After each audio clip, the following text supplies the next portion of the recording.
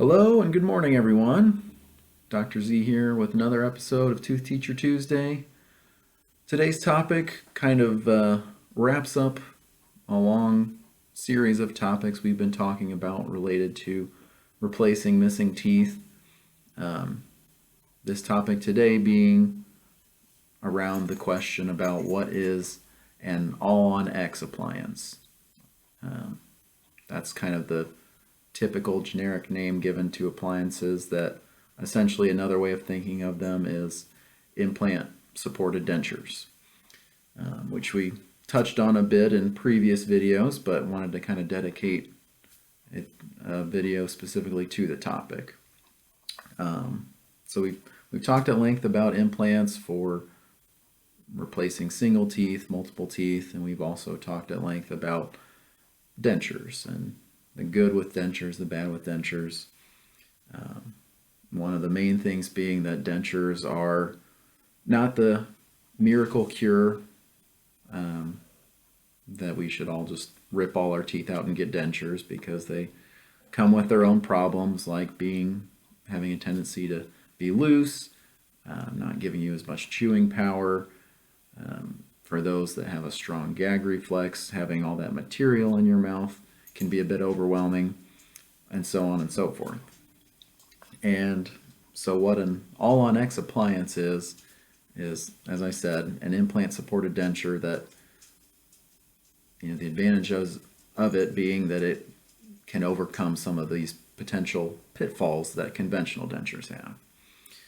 And they're called all-on-X because, the X can stand for any number. It kind of varies from person to person, situation to situation. But generally, that number is going to be about 4 to 6. So, kind of one fun little slogan that's thrown around is 4 on the floor, meaning the floor, the bottom of your mouth, and 6 on the ceiling being the top jaw.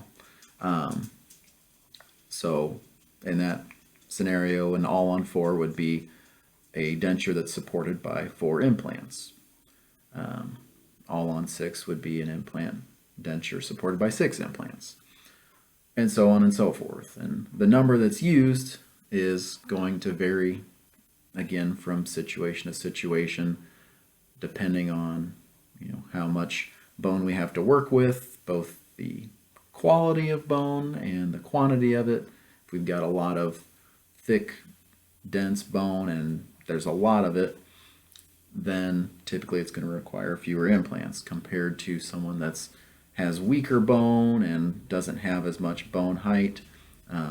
Then in order to get that same retention and that same support, we're typically going to need more implants. And that's why, as I said, a lot of times we'll say 4 on the floor, 6 on the ceiling, because in general, for most of us, the bone of our upper jaw is going to be just a less dense, less higher quality bone compared to the lower jaw. But to kind of give you an idea of what something like that would look like, I've got my models again, and so here's a typical example of a all-on-4 appliance where we've got 4 implants that, instead of having a tooth on top of them, having a crown on them like we would for a single implant, they've just got these little studs, these little button attachments that then have little attachments on the inside of the denture and allows them to just snap into place. And so the benefit of that being, again, kind of overcoming some of the obstacles that conventional dentures present. With the bottom denture, a lot of times the biggest trouble is not having enough bone and having the tongue there, and so bottom dentures tend to be very loose and very hard to keep in. And so having implants to support them give them better retention and that all around provides a better quality of life with that denture. With the upper denture, one of the main benefits of doing an all-on-X appliance is that, and I'll show you here, got an upper model here showing, in this case, our 6 implants. But one of the advantages of an implant-supported upper denture is that because we've got the implants giving us retention, we don't have to have as much material to give us, more surface area that a conventional denture requires for retention. And so your conventional denture is going to look something about like this, where a lot of the retention comes from all this material on the roof of the mouth. And that can be problematic for a number of reasons. A being that, that tends to be overwhelming to people, makes it more likely that they develop a gag reflex, which in turn makes it hard to tolerate keeping it in. And then also, covering the roof of the mouth does diminish our sense of taste, because we do have taste buds on the roof of the mouth. So compare that to an all-on-X denture for the upper arch. Because we've got retention from the implants, we don't need all of that on the palate, on the roof of the mouth. And so this gives us even better retention while also reducing the amount of material, and again kind of sidestepping some of those issues of gag reflex or diminished taste and so on and so forth. And so yeah, that's kind of an overview of what an all-on-X appliance is and why it would be used.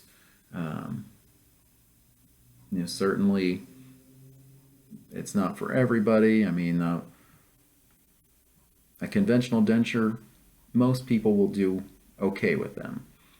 And that's where I will typically recommend for anyone that's facing the possibility of losing all their teeth, of starting with a conventional denture before jumping right into some kind of implant supported appliance.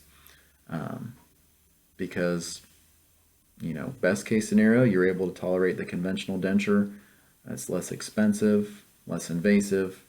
And then in the event that they're not able to tolerate that, then we always have an implant supported appliance as a backup option. And one of the beauties of this whole process too is that we can certainly make these all-on-X appliances from scratch. But also, in most cases, obviously there would be exceptions, but in a lot of cases, we can take a conventional denture and convert it to an implant-supported denture by basically just modifying your existing denture to accommodate those little button snaps for the implants. So yeah, that is all-on-X appliances in a nutshell. Hope this was helpful, and certainly if you have any further questions about the topic or any other questions unrelated to the topic, please leave me a comment and I'll be happy to answer any questions. But otherwise, thank you for the pleasure of your time, and I hope you'll join me next week for another episode of Tooth Teacher Tuesday.